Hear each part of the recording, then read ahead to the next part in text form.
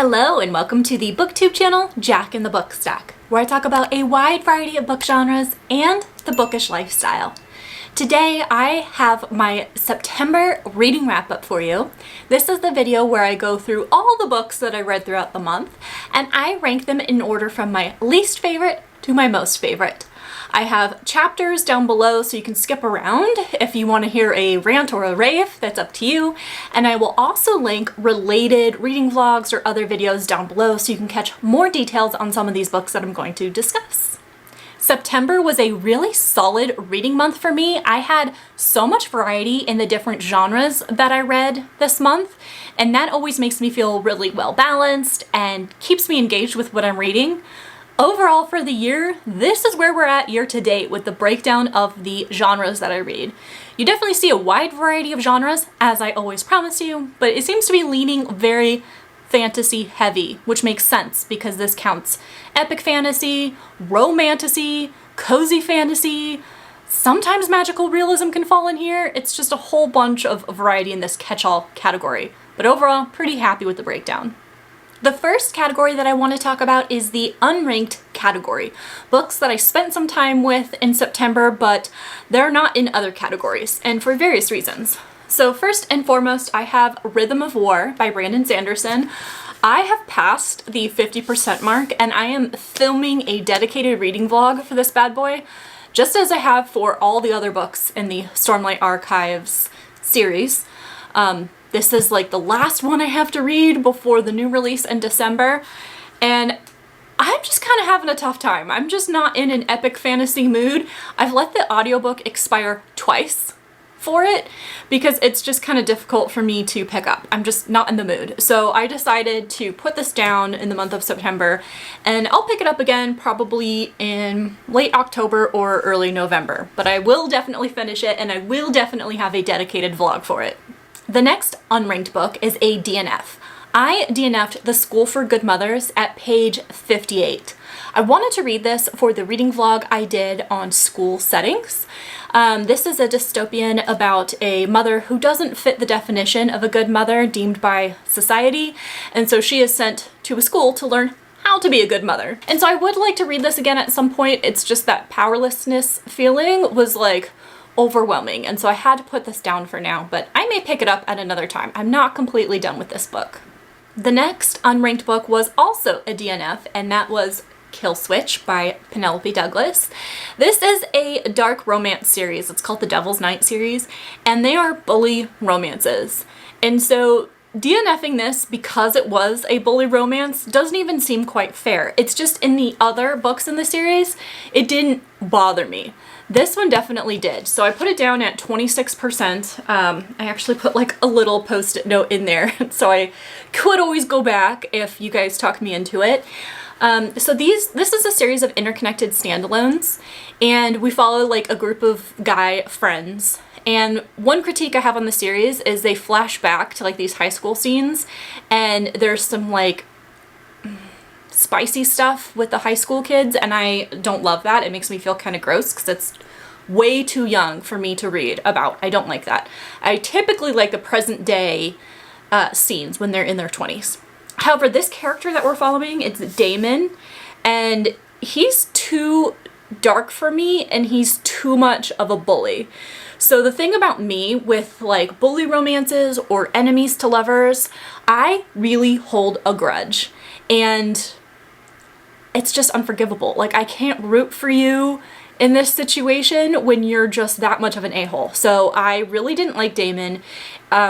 So much of a bully against a girl who has a vision impairment. Like, okay, this is supposed to be your guys' love story, but like, I'm not gonna be able to forgive you, Damon. Like, too dark for me. I don't really buy into there's supposed to be chemistry between these guys. No, just not for me. So I think what I'll do is I'm going to skip this book and still try the other ones in the series because I did like the first two that I read. So we'll see. If you guys have read this, I'm interested in your comments down below what you think, if it was a good idea to DNF, if I should give it another shot, if I should read the other ones in the series. Let me know. The next book that I DNF'd, I got 23% of the way in, and it broke my heart to DNF it. I was so hesitant to let this one go, but it was Magical Midlife Madness. This is from Kindle Unlimited, and I really wanted to read this because it centers around a female main character who is 40 years old. She's going through a divorce.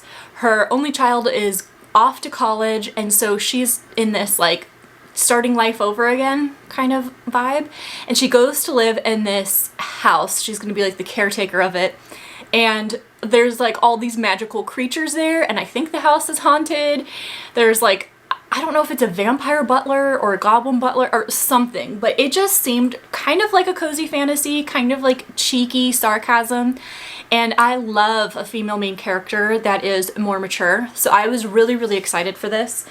However, I was reading it and the writing style was really not for me. And I've read other things by this author before, and I've kind of liked her writing, but this was so forced and so many references to like pop culture, which I don't really like in books because it doesn't stand the test of time. It really doesn't.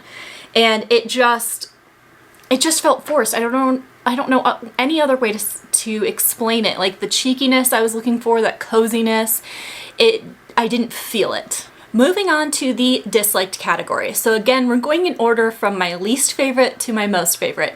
So the book that I liked the least in the month of September was A Study in Drowning, a YA fantasy by Ava Reed. I read A Study in Drowning for my back to school reading vlog, and unfortunately, this did not land with me. There weren't great back to school vibes because we follow a main character who is an architect student, although she really wants to be a literature student. She's in love with this fictional fantasy story about a like fairy king, and so that like ignited her love for literature, but only boys are allowed to study. So she decides to use this angle as the architecture student to go to the estate of her favorite author who has passed away, and she's so excited. She's so excited to go there. And there is another student there. He is a literature student, and so I think they're supposed to be like academic rivals, which is so silly because it's really all in her head. It's just this insecurity that she can't have what she wants. And so I didn't like this like banter or this resistance to like friendship that she had because she was just being snarky and whatever. So this kind of unravels into a mystery. And the reason I didn't love this, like I said, we're not in a school. We have like some research going on as these two kind of partner up to research kind of around the author in the house and whatever. And so there's like research vibes, but wasn't that academic setting that I was looking for. So I was already disappointed. But then the mystery, I just really couldn't get into it. And I don't know if it's because I was already thrown off by this like mismatched chemistry between our two main characters. But the mystery I didn't really care too much about. And something that really gave me the ick in this was how there were all these like predatory adult men going after our female main character and making her uncomfortable.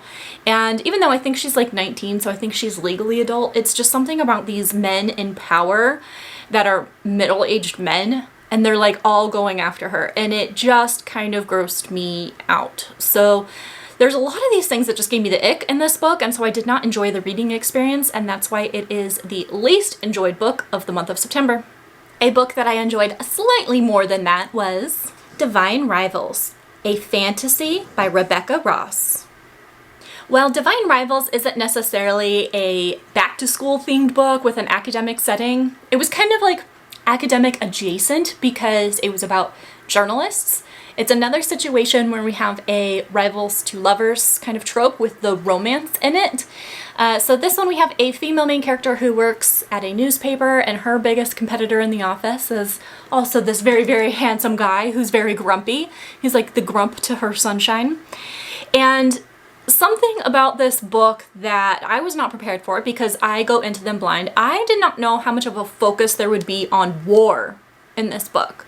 So her brother has gone to fight in the war, and she's really upset because she's really close to her brother. Her mom is like not the most present of mothers, and so she's really lonely. she starts writing on her typewriter letters to her brother, and she puts them like in her closet and they disappear.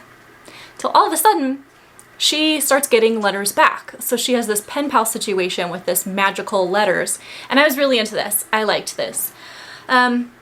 It took a turn more focused on the war when she decides to go and be like a war correspondent and be like on the front lines. And that's really where I lost interest in the book, because I'm really sick of reading about war. And for me, it's like fine if war is going on in the background, but like I don't really like being in the battle scenes. It's just such a heavy tone, and it wasn't the tone I was looking for. And the plot was okay, I guess. It's just I was so distracted because I was in a war I didn't want to be in. Book 1 ended on a cliffhanger, and I had decided to pick up book 2 just because I'm a completionist and I wanted to see how it ended. However, I read the summary of this book and it has a trope that I hate more than anything, so I actually think I'm not going to read this one, and I'm probably going to take both of these to my local used bookstore and see if they can resell them. Speaking of sequels, the next book that I read and disliked was The Ashes and the Star-Cursed King. Book 2 in the Crowns of Nixia Romantasy duet written by Carissa Broadbent. Previously, this Kindle Unlimited book was a DNF for me, but I decided to pick it back up because I was still in a bit of a romantasy mood, and I thought it would be great to get caught up on a series, because in this series, Carissa Broadbent is writing the whole series in groups of duets. So reading book 2 actually like completes a series, so I really wanted to see how it would end. I had DNF'd it because the female main character was driving me crazy. So driven by her emotions, like not strategic at all, just a bit of a crybaby. And so I really didn't like her. But I was interested in the plot and the world. So that's why I wanted to pick it back up, and since I was in a more tolerant mood, I decided to do that. I don't think I needed this book in my life. So I guess I was happy with how the plot went, but from getting from point A to point B, it just seemed like a repetition of our love interests, one or the other getting like critically injured and the other one, you know, taking care of them. And then the next one would get injured and then they take care of them. And then the next one, it was just over and over and over again. And I'm like, it just got really, really repetitive. So I did not need this book in my life. I didn't necessarily enjoy it. I still rated it 3 stars because of the world, because of the magic. It's just like I said, getting from point A to point B, I'm like, oh, really? We're doing this again? The last book in the disliked category means this is the one that I disliked the least because it's on the border of disliked and liked. The book was The Psychology of Money: Timeless Lessons on Wealth, Greed, and Happiness, a nonfiction by Morgan Housel. In last month's video, I mentioned that I was looking at becoming a small business owner, and you guys were awesome. The comments were so super supportive, and it made me feel so good and so motivated, so thank you guys for that. That is still going on, and so since my mind was kind of on like building a business, I wanted to read a nonfiction that would kind of lean into that feeling and help me in my educational journey. This one is about personal finance, but I still thought there could be some good information from it that like supported this mood and like where my mind has been at. And so I have my bachelor's degree in international finance. I'm familiar with the industry. Something I was learning about in college that I found very interesting was the psychology behind money, behind the decisions we make when it comes to our finances. For example, I read in one of my textbooks that women typically make better investment decisions because they're more patient, and so they'll like park their money in a place and let it grow with compound interest, rather than men who are a little bit more impulsive and like kept trying to catch the next best thing. Hey, it's not my opinion, okay? This is science. I read it in a textbook, but it's like that kind of thing, like the psychology behind our money decisions. I thought it's really fascinating, so I picked this up. This I think would be okay, and it would be decent if you were like newer to the topic. Here there was nothing new or innovative for me. This was all stuff that I had like read before or knew before in my like journey, so that's why I put it in the dislike category, because it didn't really feed the vibe I was looking for. And I actually think I will also take this to my used bookstore. Maybe it can find another home. Now we're in the liked categories, the books that I enjoyed reading throughout the month. Now this next one is really going to be a curveball because I didn't mention this in a TBR video or anything. I just really found myself in the mood for a contemporary romance. I don't know what struck me, but that's the mood that I was in. I was kind of like over the fantasy vibes. I just wanted like a nice contemporary romance. So I decided to pick up the book Twisted Love, book 1 in the Twisted series, a dark contemporary romance series written by Anna Huang. This series has been very popular on social media, so I'm sure a lot of you guys have even read this book or this series, and I'm like late to the party. But I was just in the mood for contemporary romance and even like a little bit of darkness. And this definitely had that darkness because we have two tormented characters that have some trauma in their past. And that's something that really gripped me in this story. So I was really into the plot with their traumas. But we have kind of the grumpy sunshine trope, and we have the guy who is the grump, and you know, he's rich because, you know, it's so easy to be a multi-millionaire, maybe even a billionaire at age 27 and be the CEO of a company, but he's like a genius. And he is asked by his best friend to watch after his little sister while he is studying abroad for a year. And so homeboy, his name is Alex and her name is Ava. So he moves in next door to keep an eye on Ava because she has this like overbearing ex-boyfriend. Alex is the CEO grump who's tormented by his trauma, and he has the whole insecurity of like, I can't protect the ones I love, so I'm just never going to be in love. And, you know, no kissing because that's too intimate. I can only have rough, spicy time and, you know, whatever. It's all repetitive. But I loved seeing how our sunshine Ava kind of wore him down. Like, here's the thing with romance. A lot of the stuff is very repetitive. They're a lot of the same tropes, but that doesn't make them any less entertaining. It can be a lot of fun. And so they both have this trauma that we're unveiling, and that had a very satisfying journey, I'll say. Kind of where this dropped for me and why this dropped from, because like when I was reading it, it kind of started at a 3 because I'm like, okay, ugh, Alex, with your attitude, you're kind of annoying. It went up to a 4 for like 4-star for like most of the read until we got to maybe like here. And now if you're familiar with contemporary romance, there's always a third act breakup, which I kind of agreed with and understood, like that was fine. But then when he decided to grovel to get her back, I hated it. Oh, I hated it so much. I have a problem with an overprotective male and controlling, and he didn't listen to the word no, and it felt very stalkerish and made me feel unsafe. Like if one of my friends was in this situation as Ava was with this guy like trying to win her back, I would be very, very concerned for her safety. Like I can predict their divorce in 10 or 15 years. If you've seen that movie Enough with Jennifer Lopez, where she has like a controlling rich husband who's like not letting her get away, that's what I predict. Like this is the prequel to that situation because he just kind of showed his true colors and I didn't like it. Now I love a protective male.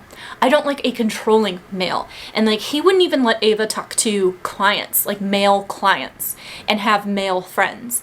I don't like that. I don't think it's cute. I don't think it's romantic. And so that like really turned me off from a lot of the story because I didn't like this controlling nature of his. And then that whole groveling with like after the third act breakup. And I was like, bro, you're creepy. But like I said, for most of the book, the plot, I was really intrigued. I like the side characters. I like the grumpy sunshine dynamic. So that's why this is kind of on the lower end of the liked. The next book that I liked reading in September was Vita Nostra, a dark academia fantasy written by Marina and Sergei Dyachenko. I also read this book for my back to school reading vlog, and it was so weird. If you like weird books, definitely give this one a try because this had so much weirdness and it had the best dark academia vibes. It was super dark because our main character is kind of forced into going to this school, and she's forced to do all these weird things like running or swimming like laps, or something bad will happen. Like there's consequences that are really weird and dark. And it was so good. It was almost kind of like magical realism, I'd say, in terms of like the fantasy element. And it was so strange. I liked this. I liked the journey and the mystery and the darkness, but the weirdness just got too weird for me. And it went to a place where I kind of lost touch with reality and I didn't know what was going on. And particularly the ending was a little bit confusing to me. So I liked this for all the vibes, but it's lower on the list because I was a little lost. Definitely check out my back to school reading vlog if you want to hear more about this book and more about the plot. The next book on my liked list is another curveball because I did not have this on my TBR, but the mood struck. So I picked up Tastes Like Candy, a YA slasher written by Ivy Tholen. I checked this book out from Kindle Unlimited because I was feeling like reading a horror book. In September, I know we're creeping up to like spooky season, so I decided to dip my toes in a little bit early, even though it's still 100 degrees outside here in Phoenix. It's ridiculous. Does not feel like fall. But in my heart it does. So I read this horror because I love the idea of the carnival setting, and I never thought I would enjoy slashers until last year when I read Clown in a Cornfield. Turns out I really like it. Maybe because it's YA? I don't know. So I decided to do this one, which is a group of high school girls that are doing a scavenger hunt. It's like the senior scavenger hunt. And they're breaking into like this local carnival. And, well, there's a killer on the loose. So slashing ensues. I think what I learned about myself, actually this isn't news, but it like helps me define my taste in books and in horror. I don't like the actual slashing, like being in the point of view of the victim, and I'm not like squeamish. I don't mind gore and stuff, but this is not entertaining to me. I don't necessarily like that, and I feel really sad. Like I get connected to some of these victims, and I'm like, aw, like I kind of like when it's like the bully that gets slashed or like some nasty character, but when it's like someone that you like or that's innocent, I'm like, God, this really, really stinks. Like, for example, and this is not a spoiler, but one of the victims of the slashing, we flipped to like, I don't remember if it was her point of view. No, I think it was like the friend when they found out that their friend had been slashed, and they were talking about how her parents loved her so much and were at every single like sporting event or performance and like would make t-shirts with her face on it. Like her parents just loved her so much, and they will be devastated when they found out that their daughter was gone. Like, oh my God, I was so sad. So the slashing, I don't know. What I like about it is I like the chase. I like being trapped. I loved the carnival setting, going into the House of Mirrors and like trying to outrun and outsmart and overpower this killer. I like that element. I like the suspense of it rather than like the actual slashing. And there were some creative slashings as well. I kind of like that rather than just going in with like one weapon. I like the creativity of some of these demises. So that was interesting. What I liked about this book too was the why behind the crime. With my horror, there has to be a solid why or something smart or intelligent in that. So this book did have it, both in the creative slashings and the why behind the horror and the suspense of like trying to outrun and outsmart this killer. Very, very interesting. I liked this. I don't know if I'll be reading the sequel because there is a book 2 on Kindle Unlimited. I think I've had enough, but we'll see. Hey, you never know. The next book that I liked reading in September was Dawn Shard, the fantasy novella in the Stormlight Archive series, written by Brandon Sanderson. I don't want to say too much about this novella because it is in my dedicated reading vlog that I'm slowly working on. It's part of like the Stormlight Archives series. Had to read this before Rhythm of War, so I did. And I liked it. Surprise, surprise, it's in the liked category. We follow ship owner Rysn. I don't know how to pronounce her name. Rysn. She's lost the use of her legs, so she has some challenges, and people treat her differently, but she's still so like powerful and intelligent. She has this pet who is like her best companion, and her pet is ill. So when she's asked by the person in charge, I don't want to say who, but when she's asked by someone in charge to go on this voyage, it seems dangerous, it seems fishy, but she decides to do it because there is a chance she can save her pet. So I enjoyed that. I enjoyed this character a lot, and it was a fun journey. The next book that I liked in September was Who is Maud Dixon? A mystery thriller by Alexandra Andrews. Another curveball, because I did not have this on my TBR for the month, but I was looking at my little TBR shelf and I was like, that sounds good. I could read about Maud Dixon. This is great if you like stories about authors. We follow this young woman who is struggling to become an author herself. She's struggling at her job, and she gets an opportunity to go work for Maud Dixon.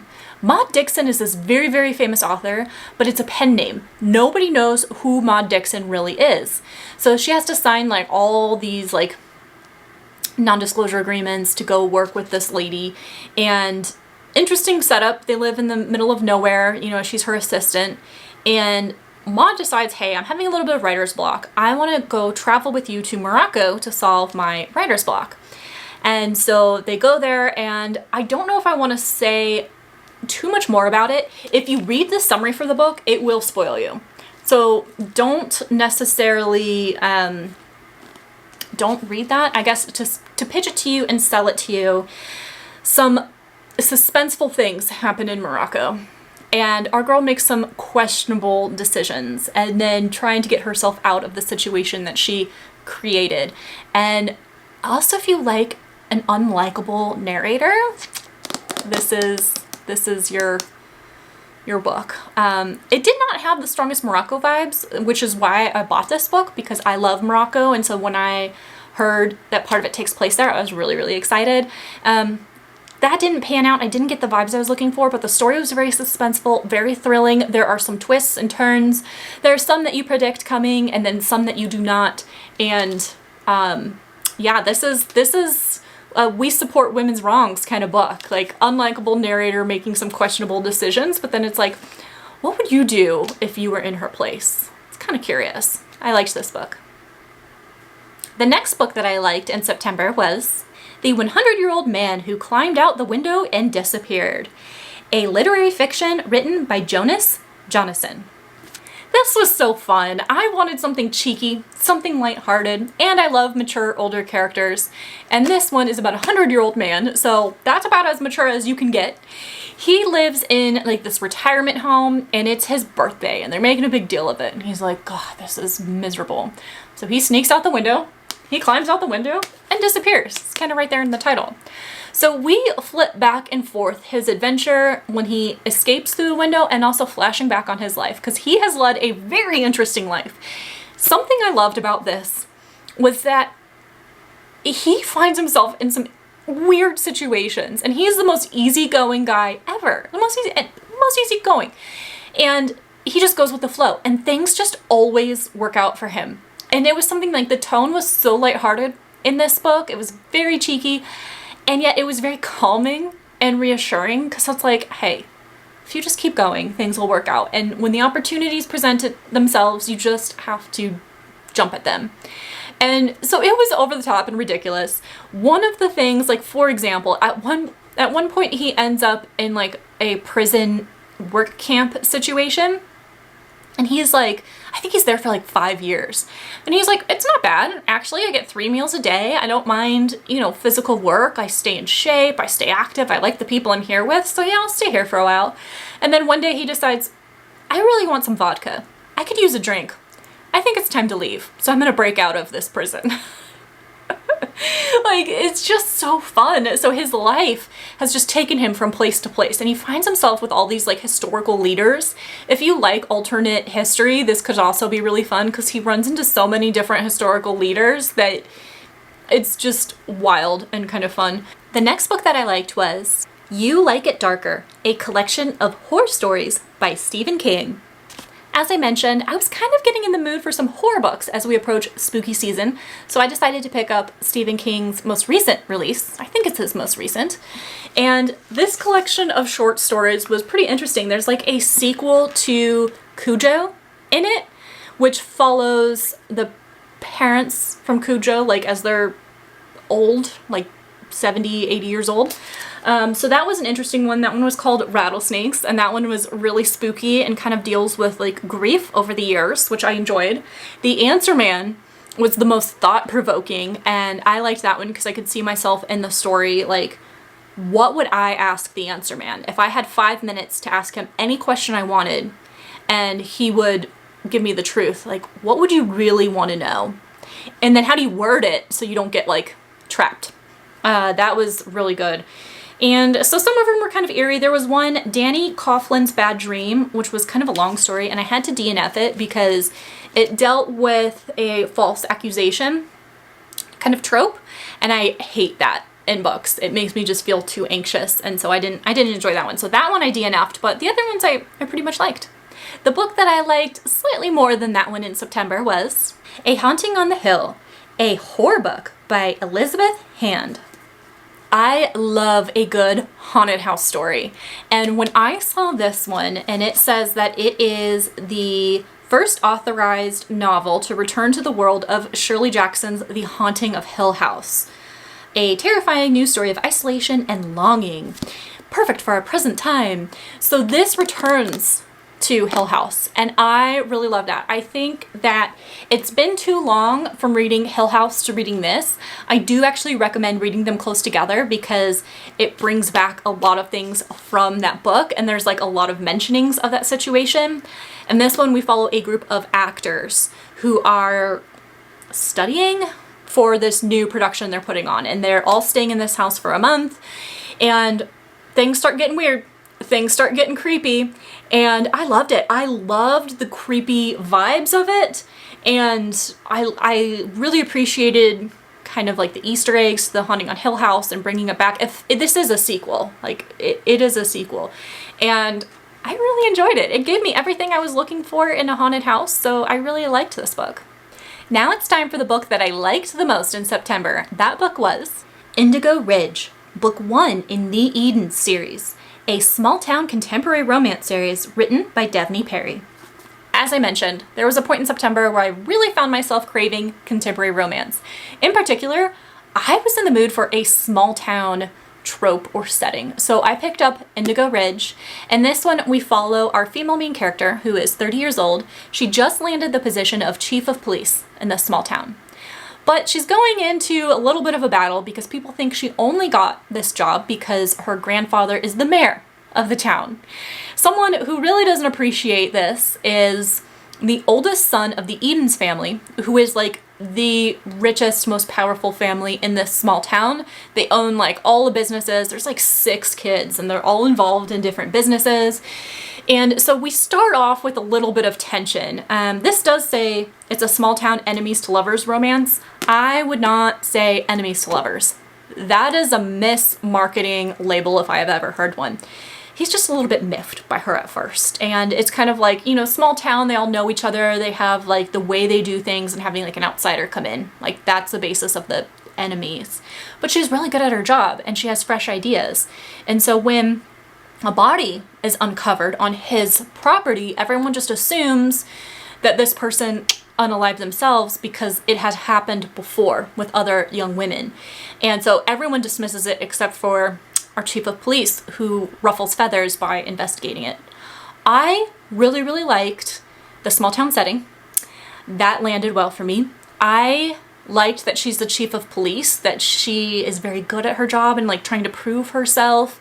I love the Eden family and all the siblings and how they're all doing different businesses. Since I'm looking at becoming a small business owner, that's something that really like resonated with me and that I enjoyed, seeing other small business owners in this town. That was really good. Having this whole mystery was fun, like a mystery romance really fit the vibe, because it's not horror necessarily, but it fit kind of that darker craving I had for like horror mystery thrillers. At the same time, the romance and the small town. Something else I liked about this is I liked that our 2 love interests have great relationships with their families. So I feel like a lot of times our characters have like trauma with their parents or something, and so I liked that the families are all really close. It didn't quite give me the vibes of the Chestnut Springs series, which is like small town, interconnected standalone books that follow like someone different in the family. Like that is like the peak ultimate, and I found myself comparing them a lot because I don't know if this was trying to do that. I don't know which one came first actually, so that might not be fair. I couldn't stop from comparing it myself, but not the same in terms of like that charming family connection, but still there's family that care a lot about each other, and the siblings are all really close with the Eden family, and you know, and then they meet her and they love her and all warm and fuzzy. I haven't even mentioned the chemistry between the characters, and that's because that's why this was in the liked category rather than the loved.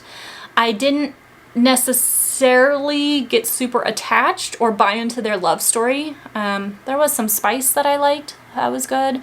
Some of it, I mean, it wasn't that spicy of a book. I felt like a lot of it was like closed door, fade to black kind of situation.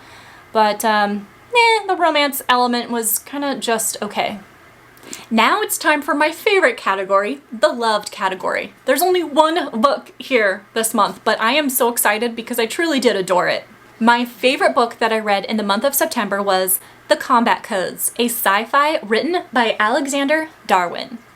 I am just as shocked as you guys that my favorite book was a sci-fi. I typically say I hate sci-fi, but I also constantly recognize that like the definition really depends on the situation. I don't like space settings.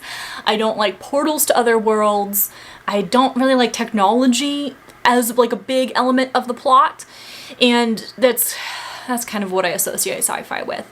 This one I read for my reading vlog for back to school because this is like a combat school, a military school almost. In this world, there are no wars. The opposing sides, if there's a conflict, they just elect a champion to have like hand-to-hand combat, and the victorious party gets their way, and that's how they settle disputes, get land, trade contracts, all that. And so there is a school where people go to learn and train on how to do this. We have two main characters. The first one is Seago, who has found himself in this slave-type world where he is in the underground fighting in battle for profit. It's kind of like a gambling ring, it seems like. And it's all these kids that have been, like, they could be orphans, they could have been sold by their crappy parents, but it's not a good situation. He makes some friends there, but ultimately he's fighting for people to gamble and make money. His stellar fighting skills and his tendency to not beat someone when they're down catches the attention of Murray. Murray used to be one of these knights that competed for his government until things started going a different direction with the regulations in this profession, and so now he's a scout for the school. So he's scouting, he sees Seago, and he's like, hey, this kid seems to be fighting by the combat codes, which is the codes that I myself fought under when there was actually morality to this whole thing. So he takes him under his wing and wants to get him into the school to train officially because he thinks this kid has some morals. And so we do enter this school, and now it's about like 50% in. So at first I was a little disappointed because we're in the underground situation for like almost half the book, and we don't get to the academic setting until the other half. But that aside, really liked it. This actually reminded me a lot of the fantasy book The Will of the Many, because you have a young kid as the main character who is really good at fighting and really looks after the underdog. And I love that. I love like the kind heart that goes along with, making friends, looking after the underdog, standing up to the bullies. I love that. My Disney kid heart loves that.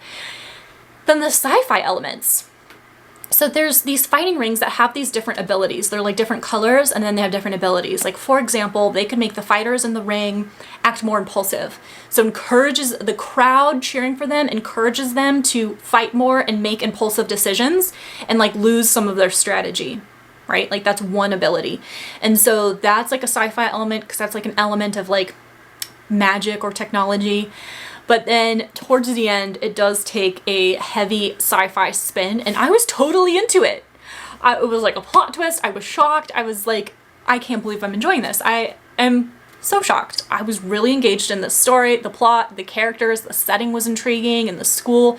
There was only one female, so that's one gripe I have. We need more female representation. I'm hoping maybe we get some in book 2. We'll see. This is a trilogy, and I will definitely be continuing in it. So those are the books that I read in September, ranked from my least favorite to my most favorite, with lots of like unranked in there in between for various reasons. I had so much variety this month. I feel so well balanced, and I was really engaged with a lot of stuff that I was reading and knocked some stuff off that had been on my TBR for a while. So that's pretty cool. Thank you so much for hanging out with me in this video. Happy reading. I'll see you in the next video.